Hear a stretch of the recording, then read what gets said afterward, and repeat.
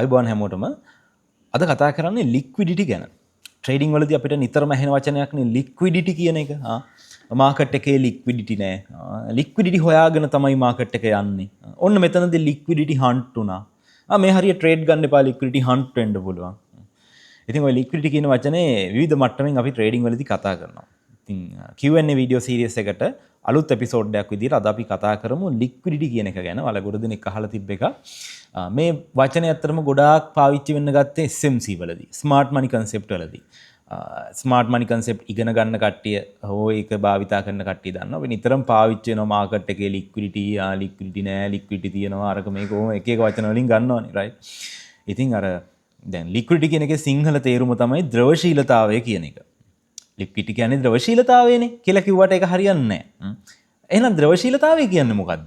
මොකද ද්‍රවශීලතාවය කියන වචනේත් අපි නිතරම පාවිච්චි කරන වචනයක් නෙමෙයි. ඒ නිසා මේකේ මේ concept එක මොකක්ද මේකෙන් අදහස් කරන්නේ කියන එක හරියට ඔළුවට වැදුන්නේ නැත්නම් ඕක නිකන් හැමදාම අර ගැටලුවක් වගේ. ඒකයි අර ඔතන ඔය පැටලිවිල්ලක් තියෙන කට්ටියට ලික්විඩිටි කියන එකේ. ලික්විඩිටි කියන එකේ concept එක ගැන idea එකක් නැතුවම. ඒ නිසා අර උඩින් අපි මතු පිටින් ගන්නවා ලික්විඩිටි කියන්නේ ඉතින් මුදල්, සල්ලි, ඕඩර්ස් මාකට් එකේ තියෙන. නමුත් අර එහෙම කිව්වට පොඩ්ඩක් පැටලිවිල්ලක් වගේ ඔයාලට තේරෙනවා නම් ඔව් මේ වීඩියෝ එක ඔයාලට මම අද මේ වීඩියෝ එකෙන් උත්සාහ කරන්නේ ඔය ලික්විඩිටි කියන concept එක ටිකක් හොඳටම ඔයාලට ලිහලා දෙන්න. එතකොට ඔයා ඒක පාවිච්චි කරන්නේ මොන trading method එකටද, market එකේ මොන දෙයකටද කියන එක අදාළ නැහැ. ලික්විඩිටි කියන එකෙන් අදහස් කරන්නේ දැන් මම අද ඔයාලට පැහැදිලි කරන්න යන දේ. right? පැහැදිලි කිරීමක් විදිහට ගත්තොත් සරලව මොකක් හරි asset එකක් සැලකිය යුතු මිල වෙනස් වීමකින් තොරව, සැලකිය යුතු මිල වෙනස් වීමකින් තොරව බොහොම ඉක්මනින් හුවමාරු කරන්න පුළුවන් නම්, මිලට ගන්න මිලට විකුණන්න පුළුවන් නම් ඒකට අපි කියනවා ලික්විඩිටි කියලා. ඒ ඇසට් එකට අපි කියනවා ඒක හොඳ ලික්විඩ් ඇසට් එකක්. හොඳ ද්‍රවශීලතාවයක් තියෙන ඇසට් එකක් කියලා. ඔක සරල උදාහරණයකට මම මුලින්ම කියන්නම් මෙහෙම. මේ බලන්නකො මගේ අතේ තියෙන වතුර වීදුරුවක්. අපේ ගෙදරට ඔන්න එක්කෙනෙක් එනවා වතුර ඉල්ලගෙන. මට වතුර ටිකක් දෙන්න. හරි මං ගාව වතුර තියෙනවා. වතුර මං ගාව ද්‍රව මට්ටමේ තියෙනවා. මෙන්න වතුර ටික මං වතුර ටික දෙනවා. තව එක්කෙනෙක් එනවා වතුර ඉල්ලගෙන. ඒ වෙලාවෙත් මං ගාව වතුර තියෙනවා. හැබැයි වතුර තියෙන්නේ ඝන මට්ටමේ. ද්‍රවශීල නෑ, ඝන මට්ටමේ තියෙන්නේ. අනේ මට වතුර තියෙනවා හැබැයි ලික්විඩිටි නෑ. වතුර තියෙනවා ලික්විඩිටි නෑ. මේ දෙන්න බෑ. මේ තව කෙනෙක්ට දෙන්න බෑ මේක. මට තව කෝප් එකකට දාලා දෙන්න විදියක් නෑ. ඝනයි. දැන් ඔන්න ඔය වතුරේ උදාහරණය ඔළුවේ තියාගෙන මෙන්න මේ දේවල් ටිකත් අහන්නකෝ. ඔන්න ඔයා යනවා ATM එකට සල්ලි වගේක් ගන්න. ඔයා ලක්ෂ ගාණක් දේපල තියෙන කෙනෙක්, ලක්ෂ ගණක් බැංක් account එකේ තියෙන කෙනෙක්. අපි කියමු මුදල් විදියට මට බැංක් account එකේ සල්ලි තියෙනවා. රුපියල් විදියට බැංක් account එකේ සල්ලි තියෙන ලක්ෂ ගාණක්. ATM එකට ගියාම ATM එකේ ATM එක ඇතුලේ සල්ලි ඉවර වෙලා. ඔයාගේ account එකේ සල්ලි තියෙනවා. නමුත් ATM එකේ සල්ලි තියෙන්න බෑ ගන්න.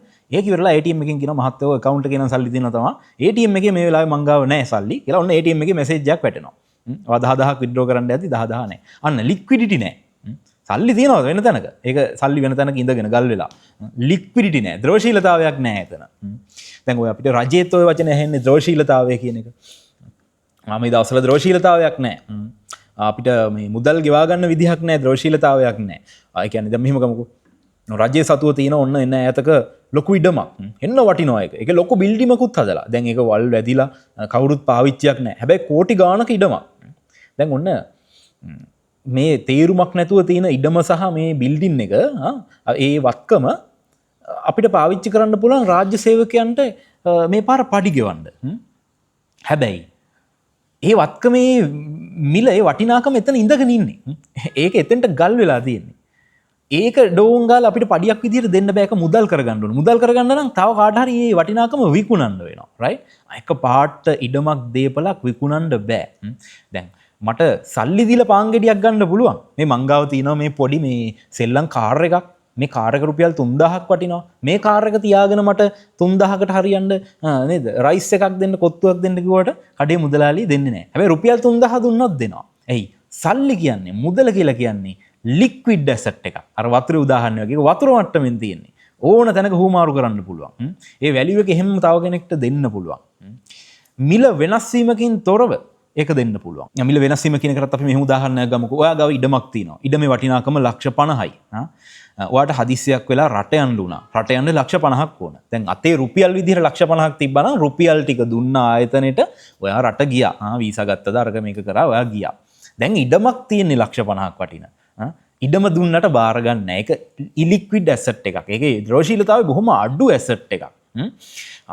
එහෙනම් ඔයාට විකුණ ගන්න වෙනවා ඕක මුලින්ම. විකුණන්න ගියාම ඔන්න සමහරට හදිස්සිය විකුණන්නවා. හදිස්සිය විකුණන නිසා ඔයාට ලක්ෂ 50 කොච්චර ලක්ෂ 50යි වටිනාකම කියලා කිව්වට ඒක ස්ථිර වැලියු එකක් නෙමෙයි නේද? ඒ වගේ ඇසට් එකකට ලක්ෂ 50ක වට ඒක ස්ථිරව කොටලා තියෙන වැලියු එකක් නෙමෙයිනේ. කවුරුත් ඒ වෙලාවේ ලක්ෂ 50ට ගන්න අකමැති වෙන්න පුළුවන්. බයර්ස්ලා සෙලර්ස්ලා නෑ වෙන්න පුළුවන්. ඒ කියන්නේ බයර්ස්ලා සෙලර්ස්ලා නෑ කියලා කියන්නේ ලික්විඩිටි නෑ. මේක ලික්විඩ් ඇසට් එකක් නෙමෙයි. එහෙනම් ඔයාට කුණු කොල්ලේට සමහරට විකුණන්න වෙන්නේ ලක්ෂ 50 ඉඩම ඔයාට සමහරට විකුණන්න වෙන්නේ ලක්ෂ 40ට. ඊටු ටික වෙනම හොයා ගන්න වෙනවා. අන්න මිල වෙනස් වීමකින් තොරව ඉක්මනින් විකුණන්න බෑ ඒක. ඉක්මනින් විකුණනවා නම් මිල විකුණන්න වෙන්නේ කුණු කොල්ලේට සමහරට. ඇයි ලික්විඩිටි එකක් නැති නිසා. right එනිසා ඒවා හොඳ ලික්විඩ් ඇසට් නෙමෙයි. ඒක තමයි ද්‍රවශීලතාවය. එහෙම නැත්නම් ලික්විඩිටි එක කියලා කියන්නේ. එතකොට මේක අර ද්විමය දෙයක් නෙමෙයි. බයිනරි නෑ. මේක ලික්විඩිටි නෙමෙයි කියලා එහෙම නෙමෙයි. يعني එකක් ලික්විඩ් අනික ඉලික්විඩ් එහෙම ගන්න බෑ. ඒක අර වර්ණාවලියක් අපි ස්පෙක්ට්‍රම් එකක් කියලා කියන්නේ. දැන් මුදල් කියන්නේ හයි ලික්විඩ්. හොඳ ද්‍රවශීලතාවයක් තියෙන ඇසට් එකක්. ඉඩම් කඩම් කියලා කියන්නේ ද්‍රවශීලතාවය ගොඩක් අඩු ඇසට්. right එතකොට ක්‍රිප්ටෝ කරන්සි කියන ඒවා මේ යම් වෙලාවකදී ද්‍රවශීලතාවය වැඩි වගේම දම් වෙලාවකදී ද්‍රවශීලතාවය අඩුයි වෙන්න පුළුවන්. දැන් BTC වගේ ඒවා හොඳ ද්‍රවශීලතාවයක් තියෙන ඒවා. අපිට ඕන වෙලාවක මාකට් එකේ විකුණ ගන්න පුළුවන්. ඒකත් යම් යම් අවස්ථාවලදී ද්‍රවශීලතාවය අඩු වැඩි වෙන්න පුළුවන්. දැන් අදහසක් එන්න ඇතිනේ. right දැන් හොඳයි දැන් මේක අපිට ට්‍රේඩින් වලදී භාවිතා වෙන විදිය ගැන තේරුම් ගන්න ඔන්න මම පොඩි උදාහරණයක් දෙනවා මේක බලා ගන්න අපි මම ලයිව් chart එකෙත් පොඩි දේවල් ටිකක් ඊට පස්සේ ඔයාලට එක්ස්ප්ලেইন කරන්නම් right දැන් මේ බලන්නකො මම මෙතන උදාහරණයක් විදිහට BTC USDT chart එක අරගෙන තියෙනවා නිකන් ඇඳලා තියෙනවා right මේ වෙලාවේ BTC වල current market price එක තමයි මම මෙතන මේ CI කියලා දාලා තියෙන්නේ current market price එක දැන් Binance එකේ තියෙනවනේ order book එකක් ඕනම exchange house එකක order book එකක් තියෙනවා. නේද? Binance එකේ order book එක තමයි මම මෙතන මේ ඇඳලා තියෙන්නේ. ඔයාලටත් spot එකට ගියාම බලා ගන්න පුළුවන්. මම අර spot trading කරන වීඩියෝ මාලාවක ඔයාලට පෙන්නලා තියෙනවනේ explain කරලා right. ඔන්න current market price එක මේ විදිහට ඒකෙත් මැද පෙන්නනවා CI කියලා. ඒතකොට මේ තියෙන උඩ තියෙන sell orders ටික මේ පහළ තියෙන්නේ buy orders ටික. මේ මොකේ ordersද? Binance එක ඇතුලේ තියෙන orders පෙන්නන්නේ. Binance එක ඇතුලේ තියෙන liquidity එක මේ පෙන්නන්නේ. right. පොඩ්ඩක් මම මේක උදාහරණයෙන්ම තේරුම් කරන්නම්. ඔන්න current market price එක 100 තියෙන්නේ. බලන්න මේ order book එක දිහා චුට්ටක්.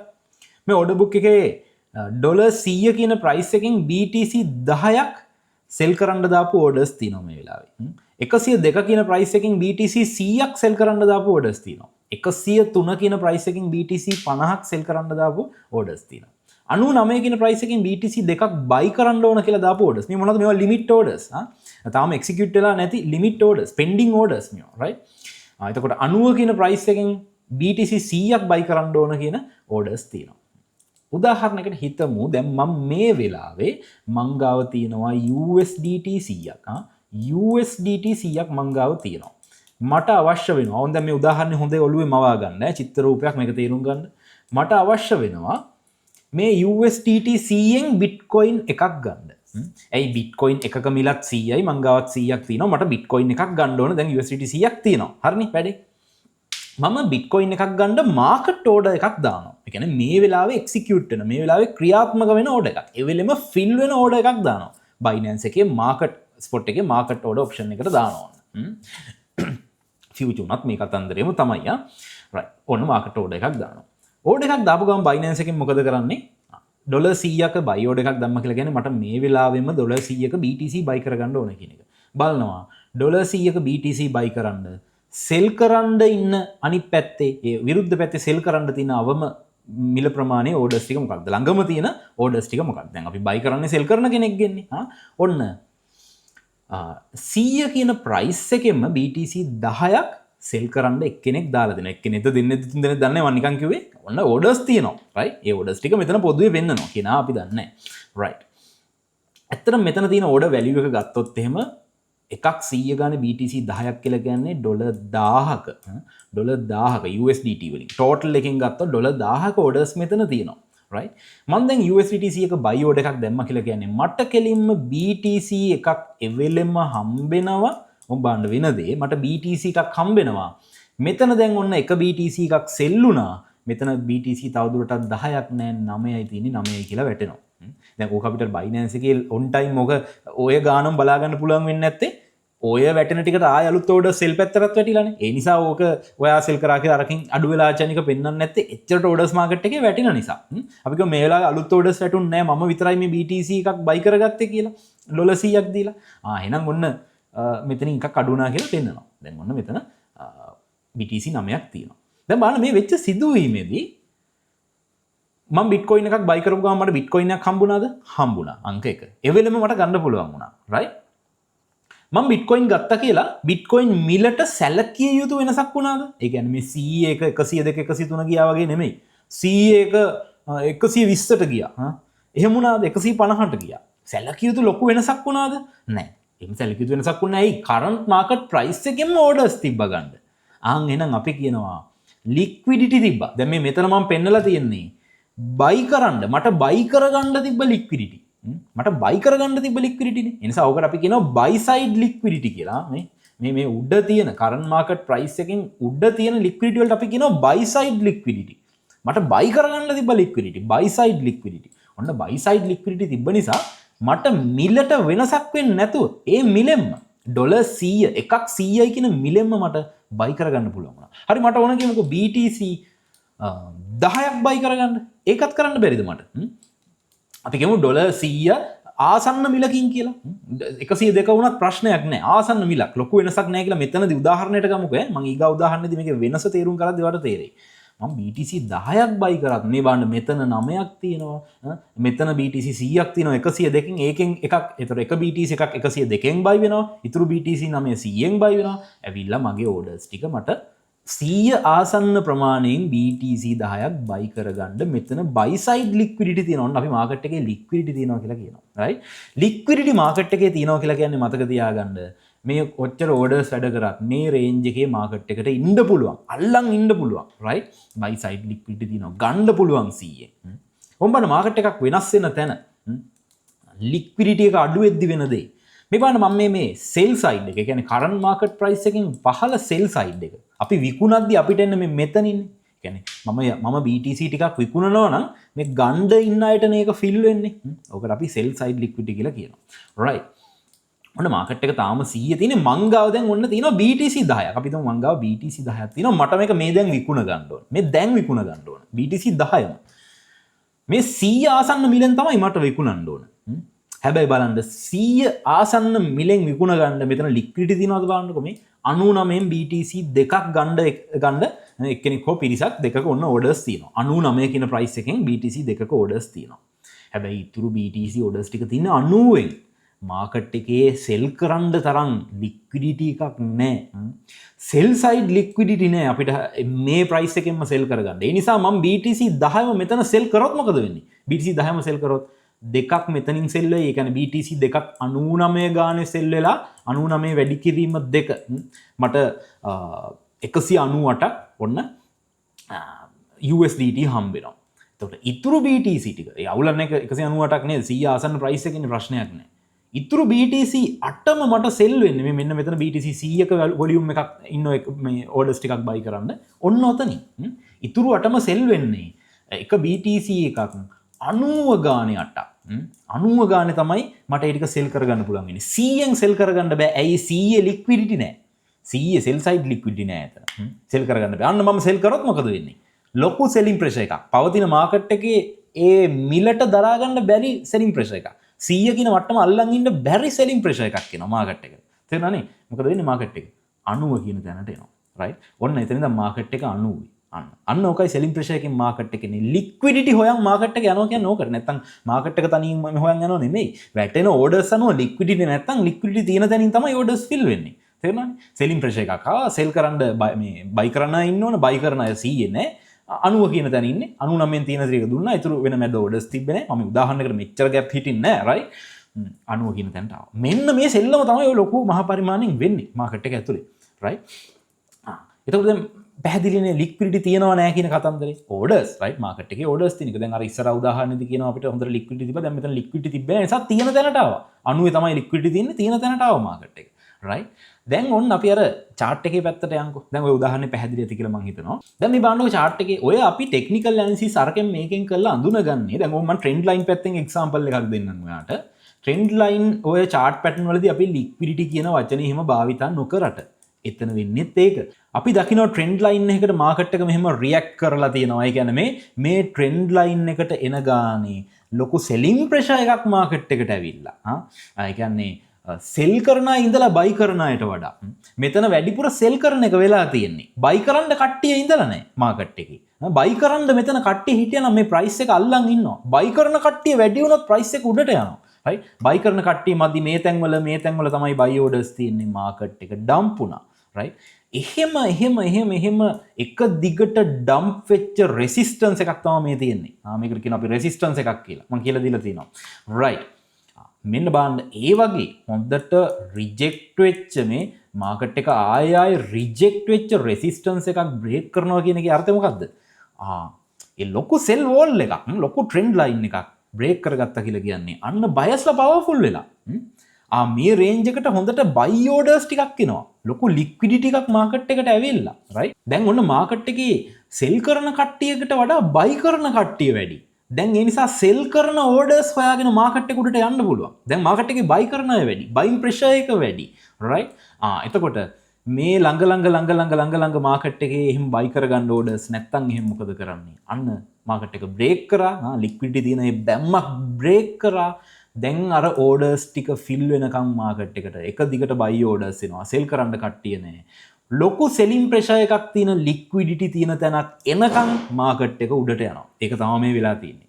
ඔන්න ඔය ලික්විඩිටි තියෙන තැනක් වෙලා තියෙනවා මෙන්න මේ රෙසිස්ටන්ස් එක. මෙන්න මෙතනින් සෙල් සයිඩ් එකට බයි සයිඩ් එකට දෙපැත්තට ලොකු තරංගයක් ගිහිල්ලා සෙලින් ප්‍රෙෂර් එක වැඩි වෙලා තියෙනවා. මෙතනින් මාකට් එක රිජෙක්ට් වෙලා පහළට ඇවිල්ලා තියෙනවා. මොකද දැන් මම මෙතන තව වැදගත් දෙයක් ඔයාලට පැහැදිලි කරන්නම්. දැන් අපි ඔය chart pattern පැත්තෙන් මම කියුවේ මාකට් එක මෙහෙම නේද ට්‍රෙන්ඩ් ලයින් එකක් මේ පැටර්න් එකක් විදිහට බ්‍රේක් වෙලා උඩට ආවා කියන එක. දැන් මෙතෙන්ට ඇවිල්ලා මාකට් එක මේ පහළට ආයෙ ඇවිල්ලා තියෙනවානේ. දැන් ඔය කොහෙට උඩට යයිද කොහෙට පහළට යයිද කියන එක ස්ථිරව කාටවත් කියන්න බෑ. මේ ටෙක්නිකල් ඇනලිසිස් විවිධ දේවල් chart pattern ඉන්ඩිකේටර් වර්ග SMC ඉලියට් වේව් මේවා උත්සාහ කරන්නේ මෙන්න මේ මාකට් එකේ ගමන යම් මට්ටමකට හරි අඳුන ගන්න. right? උදාහරණයකට ඔබට දැන් මෙතන ලයිව් මාකට් එකේ මෙන්න මේ වගේ රේන්ජ් එකක මාකට් එක යද්දි මේක තව දුරටත් උඩට යයිද නැත්තම් මෙතනින් පහළට එයිද කියන එක අපිට කියන්න බෑ. අපි මෙතනදී ට්‍රේඩ් එකක් ගන්නවා මේක බ්‍රේක් වෙච්ච නිසා ඒ ට්‍රේඩ් එක ගනිද්දී අපි මෙන්න මේ වගේ ඒරියා එකකට මම දාලා පෙන්නන්නම් මෙන්න මේ වගේ ඒරියා එකකට අපි ස්ටොප් ලොස් එක දානවා. ඒ කියන්නේ අපි දන්නේ මෙතනින් පහළට ගියොත් ආයෙ කොහෙට යයිද කියන එක අපිට නිශ්චිත නැහැ. ඒ කියන්නේ අර 100ට 80 90 කියන ඇකියුරසි රේන්ජ් එකේවත් නැහැ. ඒ නිසා අපි ස්ටොප් ලොස් කරනවා. මෙන්න මේ වගේ ඒරියා එකකින් අපි හිතමුකෝ ටේක් ප්‍රොෆිට් කරා කියලා. right? දැන් ඔතනදී අපි දන්නේ නැහැ ඔතනින් එහාට උඩට යයිද පහළට යයිද කියලා. ටෙක්නිකල් ඇනලිසිස් නිර්මාණය කරගෙන තියෙන්නේ අපිට කියෝ ගන්න පුළුවන් ලක්ෂණයක් අපි දැක්කහම මොනවා හරි සිග්නල් එකක් මොනවා හරි කන්ෆර්මේෂන් එකක් දැක්කහම ඒකෙන් අඳුන ගන්න මාකට් එකේ ප්‍රමාණවත් ලික්විඩිටි තියනවද තව දුරටත් උඩට යන්න නැද්ද කියන එක. උදාහරණයකට මේ බලන්න මෙහෙම මාකට් එක යද්දි ඔන්න මම 4 hour time frame එකට ගිහිල්ලා වෙන්නුවොත් ඔයාලට පැහැදිලිව බැලුව හැකි ට්‍රෙන්ඩ් ලයින් පැත්තෙන් කියුවොත් මෙතන මේ වගේ ascending trend line එකක් හැදෙනවා මාකට් එකේ. මේ ascending trend line එකක් හැදෙනවා කියන එකේ තේරුම තමයි මේ වගේ මේ මාකට් එක පහළට යන්න උත්සාහ කරනවා. නමුත් මෙතන ප්‍රමාණවත් ලික්විඩිටි තිබ්බ නිසා උඩට ගිහිල්ලා පහළට එන්න හැදුවා. ප්‍රමාණවත් ලික්විඩිටි තිබ්බ නිසා උඩට ගිහිල්ලා පහළට එන්න හැදුවා. ප්‍රමාණවත් ඕඩර්ස් තිබ්බ නිසා මාකට් එකේ ඕඩර්ස් සෙලින් ප්‍රෙෂර් එකෙන් එද්දි ප්‍රමාණවත් බයි ඕඩර්ස් තිබ්බ නිසා අර සෙලින් ප්‍රෙෂර් එකට වඩා බයි ඕඩර්ස් ප්‍රමාණය ප්‍රබල වෙච්ච නිසා මාකට් එක උඩට ගිහින් තියෙනවා. ඒ විදිහට අපි අඳුන ගන්නවා හොඳ පවර්ෆුල් සපෝට් ලයින් එකක්. අපි දැක්කොත් කොයි වෙලේ හරි. ඒතකොට එකකින් කියවෙන්නේ නැහැ සපෝට් එකට එන ගානේ මාකට් උඩට යනවා කියලා. අර එහෙමත් වැරදියට ගන්නා ඉන්න නිසා මම මේ දේවල් ටිකත් මෙතන කෙටියෙන් කියන්නේ. මෙතන එකම අර්ථය තමයි ලික්විඩිටිත් එකතු කරලා ගත්තොත්. මෙන්න මේ වගේ ට්‍රෙන්ඩ් ලයින් එකක් බ්‍රේක් වුණාම ට්‍රේඩර් කෙනෙක් ගන්න ඕන අර්ථය. මෙන්න බ්‍රේක් වුණා. මෙතනින් එහාට උඩට යන්න තරම් ප්‍රමාණවත් ලික්විඩිටි නැති පාටයි. ඒකයි බ්‍රේක් වුනේ. ලික්විඩිටි තිබ්බනම් මෙහෙම හැරි යන්න තිබ්බා. එතකොට අපි කරන්නේ මේ මෙතන ට්‍රෙන්ඩ් ලයින් එකට ආවහම මෙතන බයි කන්ෆර්මේෂන් තිබ්බොත් ඊට වඩා ලෝ ටයිම් ෆ්‍රේම් එකකට ගිහලා ට්‍රේඩ් ගන්නවා. දැන් උදාහරණයකට මෙතනින් මේට වඩා ලෝ ටයිම් ෆ්‍රේම් එකකට ගිහලා මේ ට්‍රෙන්ඩ් එක බ්‍රේක් වෙද්දී අපිට ගත්ත හැකි පැටර්න් එකක් තියෙනවා නම් නැත්නම් මේ රේන්ජ් එකේ සමහරට 15 මිනිත් වල වගේ පැටර්න් නැත්නම් SMC බලන කෙනෙක්ගේ SMC කන්ෆර්මේෂන් OB එක මිටිගේට් කරලාද කියන එකෙන් ගත්ත හැකි. රයිට්? එහෙම ගන්නවා. අපි දකිනවා මේ වගේ ට්‍රෙන්ඩ් ලයින් එකක් බ්‍රේක් වෙනවා. ඒ කියන්නේ එතන අර්ථය තමයි දැන් මෙතන බයි කරන්න සුදුසු නෑ. අපෙන්ඩ ප්‍රමාණවත් ලික්විඩිටි නෑ. මේ 99000 රේන්ජ් එකකින් අපෙන්ඩ ප්‍රමාණවත් ලික්විඩිටි නැති පාටක් පෙන්වන්නේ. එහෙනම් මාකට් එක පහළට එන්න පුළුවන්. රයිට්? එහෙනම් බලන් ඉන්නවා. පහළට එනකම් ඇවිල්ලා ආයේ අලුත් පැටර්න් එකක් හදනකම් නැත්නම් මෙතනින් හරි ආයේ අලුත් මාකට් එක අප් වෙනවා කියන කන්ෆර්මේෂන් එකක් දෙනකම් ඔය ට්‍රෙන්ඩ් ලයින් chart pattern බලන අය තමයි පැටර්න් පැත්ත බලන්නේ. අර මමත් ගොඩක් ඒ පැත්ත කියන්නේ මමත් ගොඩාක් ඒ සයිඩ් එක පාවිච්චි කරන කෙනෙක් නිසා right. දැන් මේ බලන්නකො මෙතන අලුතෙන් අපිට පෙන්වනවා මෙන්න මේ වගේ මාකට් එක ඩබල් টොප් එකක් සහ මේ මොකද්ද මෙන්න මේ වගේ හෙඩ් ඇන්ඩ් ෂෝල්ඩර් ෂේප් එකක් හැදෙනවා right. ඒක හැදිලා මේ බලන්න මේ ඩබල් টොප් එකකුත් මෙතන හැදිලා මෙන්න මේකත් බ්‍රේක් වෙනවා පහළට. මේක පහළට බ්‍රේක් වුණාම එතන අර්ථය තමයි මාකට් එක අප් වෙන්න ප්‍රමාණවත් ලික්විඩිටි තාම නැහැ කියන එක. ඒ කියන්නේ තාම බයි කරන්න එපා කියන එක right. එතකොට බලන් ඉන්න එක කරන්නේ ලික්විඩිටි නැත්තම් ලික්විඩිටි තියෙන තැනකට එනකම් right. ඔය ලික්විඩිටි කියන වචනේ එතකොට ට්‍රෙන්ඩ් ලයින් chart pattern වලදී භාවිතා නොවුනට වචනයක් විදිහට භාවිතා නොවුනට ඒකෙන් කියෝගන්නෙත් ඒකම තමයි. වෙනම කෝණයකින් ඒක මාකට් එක බලනවා. ඒක ට්‍රෙන්ඩ් ලයින් කියන කෝණයෙන් බේස් කරන් බලන්නේ right. මෙහෙමෙද්දී අපිට පේනවා පහළට ඩිසෙන්ඩින් ට්‍රෙන්ඩ් එකක් හැදිලා තිනවා යම් කාලයක් ගියා හැදෙන්න. එතකොට මෙන්න මේ වගේ පැටර්න් එකක් විදිහට මේක නිර්මාණය කරගෙන තියෙනවා right. මෙන්න මේ වගේ මේක බ්‍රේක් වුණාම අපිට අයිඩියා එකක් තියෙනවා. අන්න දැන් මාකට් එකට අප් වෙන්න පුළුවන් ප්‍රමාණවත් ලික්විඩිටි තියෙනවා. පහළට ආව ඩිසෙන්ඩින් ට්‍රෙන්ඩ් එක බ්‍රේක් වුණා. නිකන් මේ පැටර්න් එකක් විදිහට කන්ෆර්මේෂන් හොඳයි. මෙතන RSI ඩයිවර්ජන්ස් තියෙනවා. අන්න එතනදි ට්‍රේඩර් කෙනෙක් ආයේ අලුතෙන් බයි ඕඩර්ස් ගන්නවා. ඇයි? මෙතනදි ගත්තේ නැත්තේ ඇයි අලුත් බයි ඕඩර්ස් මෙතනත් පොඩි පැටර්න්ස් බ්‍රේක් වෙලා ටාගට් ගිහිල්ලා තිනවා. මම ඒවා පෙන්නුවේ නෑ. අපි මේ ප්‍රධාන ලොකු අපි මම ප්‍රධාන view එකෙන් පෙන්නන්නේ මේ one day එකේ පේන view එකෙන්.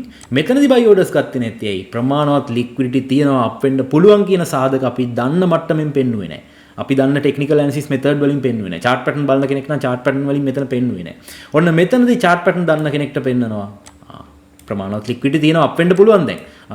මෙතන ලික්විඩිටි නැති නිසා මෙහෙට ආව ලික්විඩිටි ගන්න. දැන් අප් වෙන්න පුළුවන්. දැන් ගත්තා. right.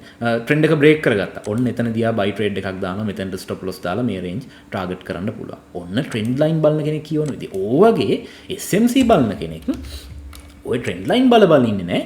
ඕඩර් ෆ්ලෝ එක මිටිගේට් කරන් යන විදිය අනුව මාකට් එකේ ඕඩර් ෆ්ලෝ එක වැඩ කරන විදිය අනුව ඒකේ ස්ට්‍රක්චර් කරන ක්‍රමයක් තියෙනවා. අපි මාකට් එක IDM බලලා BOS කරලා මාකට් එක ස්ට්‍රක්චර් කරගන්න විදි ටිකක් තියෙනවා. අපි OB අඳුනගෙන ඉම්බැලන්ස් කන්ෆර්මේෂන් විදියට අරගෙන OB මිටිගේට් කරන තැන්වලදී ට්‍රේඩ් ගන්නවා. දැන් ඔය කියපු දේවල් SMC මොන වගේද කියන එක ගැන අයිඩියා එකක් ගන්න මෙන්න මේ තිරේ වැටෙන වීඩියෝ එක බලන්න. SMC ගැන පොඩි රිවිව් එකක් මම මෙන්න මේ තිරේ වැටෙන වීඩියෝ එකේ කරලා තිනවා. SMC වලින් ට්‍රේඩ් කරන කෙනෙක් වගේ කෝණකින්ද මාකට් එක කියවන්නේ කියන එක ගැන සරල අදහසක් right. එතකොට අර දැන් ඔය ට්‍රෙන්ඩ් ලයින් ගැන මම ගොඩක් මෙතන විස්තර කරන්නේ මම මේ YouTube එකේ උගන්වලා තින්නේ ඔයාලට ට්‍රෙන්ඩ් ලයින් පැත්ත නිසා right. ඒ නිසා ඔයාලට මම මෙහෙම කියද්දි අයිඩියා එකක් ඇතින එක ඉගෙනගෙන තියෙන නිසා අර වීඩියෝ එක බලන්න SMC කරන අය දන්නවා මම මේ කියන එකේ අර්ථය. ඒ වගේ එලියට් වේව් දැන් එලියට් වේව් වල ලික්විඩිටි කියන වචනේ ලොකුවට භාවිතා නොවුනට ඒ වේව් වැඩ කරන විදිය අනුව අපි අඳුනගන්නේ ඒත් මාකට් එකේ තියෙන ලික්විඩිටිම තමයි. අර එකම දේ වයි ස්ථිර නැහැ. 100% කියලා දෙයක් නැහැ. ඉතින් ඒ නිසා ස්ටොප් ලොස් දාලා මේ අස්තිර දෙයක් බව දැනගෙන හරි ඉවසීමකින් මේ කලාවේ විදිහට මේ ස්වභාවයේ විදිහට අඳුන ගන්න පුළුවන් වෙන කට්ටිය ට්‍රේඩ් කරනවා. අනිත් කට්ටිය ඉතින් මේවා ස්ථිර දේවල් කියලා හිතාගෙන සේසතම මේකට දාලා සල්ලි නැති කරගෙන අන්තිමේ ඉතින් ට්‍රේඩින් ක්‍රම වලට බැන ඉන්නවා. සැබෑ වරද අඳුන ගන්න නැතුව. right. ඉතින් අන්න ඒ නිසා ඔන්න ඔය පණිවිඩෙත් චුට්ටක් මම මෙතනදී මතක් කරා. හොඳයි. එහෙනම් මම හිතනවා ඔයාලට මේ ලික්විඩිටි කියන්නේ මොකක්ද කියන එක ගැන සරල අදහසක් එන්නේ නැති කියලා. දැන් මේ ඇවිල්ලා සරල සංකල්පීය අදහස විතරයි මෙතන දුන්නේ. මේ ඔස්සේ ඔයා පාවිච්චි කරන ටෙක්නිකල් ඇනලිසිස් මෙතඩ් එකේ ඔය ලික්විඩිටි තියෙන තැන් අඳුන ගැනීම වෙනුවෙන් විවිධ ක්‍රමවේද හදලා තියෙනවා. chart pattern වල විවිධ ක්‍රමවේද හදලා තියෙනවා. ඔය ලික්විඩිටි කියන වචනේ chart pattern වල වැඩි භාවිත නොවුනට ඒකේ තියෙනෙත් ඒක තමයි. right. ඒතර SMC වලදී SMC වල දකින්න කෝණයෙන් ලික්විඩිටි අඳුනගෙන ට්‍රේඩ් කරන විදිය ගැන ඒකට ක්‍රමවේද හදලා තියෙනවා. ඉතින් කැමති කට්ටියට ඒ විෂයපතයන් අධ්‍යයනය කරලා බලන්න පුළුවන්. මම මේ අද වීඩියෝ එකේ ලික්විඩිටි කියන්නේ මොකක්ද කියන එක ගැන සරල අදහසක් දෙන්න ඕනේ. මම හිතන පැහැදිලි ඇති කියලා. එහෙනම් තව අලුත් වීඩියෝ එකකින් හම්බ වෙනකම් මම ගිහින් එන්න.